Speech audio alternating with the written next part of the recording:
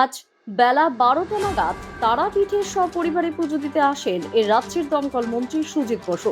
সঙ্গে ছিলেন রাজ্যের ডেপুটি স্পিকার তথা রামপুরহাটের বিধায়ক আশিস বন্দ্যোপাধ্যায়। সুজিত বসু বলেন, আমাদের রাজ্য ঠিক আছে, সবই ভালো চলছে।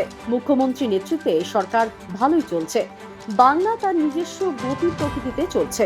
অন্য রাজ্যের থেকে বাংলা খুব ভালো চলছে। যদিও ফেরার শেখ শাহজাহানের ব্যাপারে জিজ্ঞাসা করা হলে তিনি সেই প্রশ্ন এড়িয়ে যান।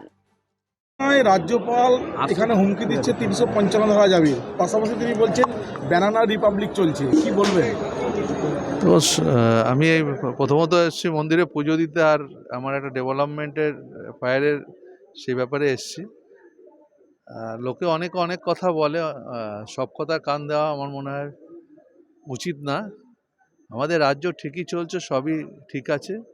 মুখ্যমন্ত্রীর নেতৃত্বে সরকার খুবই ভালো চলছে। আর আমরা মনে করি আমাদের সেফেস্ট সিটি ক্যালকাটা, এটা আমরা বলিনি, এটা কেন্দ্রের যা সংস্থা তারাই বলছে যে সেফেস্ট সিটি ক্যালকাটা। আর কালকে মুখ্যমন্ত্রী বলেছেন রামপুরহাটকে ভারতবর্ষের সব থেকে সেরা থানা বলেছে, এই রামপুরহাট না, এই আমাদের শ্রীরামপুরকে। তা আমি মনে করি বাংলা তার নিজস্ব গতি প্রকৃতিতে চলছে এবং মুখ্যমন্ত্রী যেভাবে চালাচ্ছেন অনেক রাজ্যের থেকে ভালো বাংলা চলছে। আমাদের এখানে তারাপীঠে কি কোনো স্থায়ী দমকল?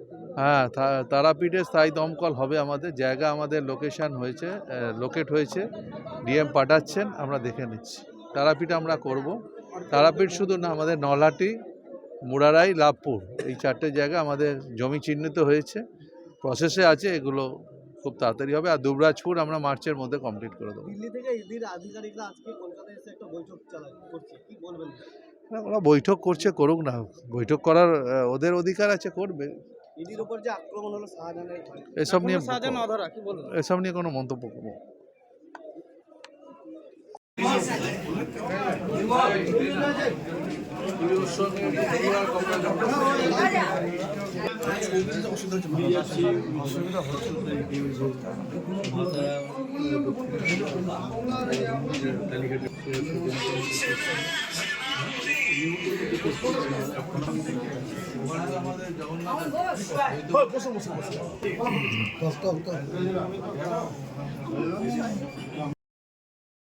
দ্য সহজ পাঠ, সহজ কথা, সঠিক তথ্য।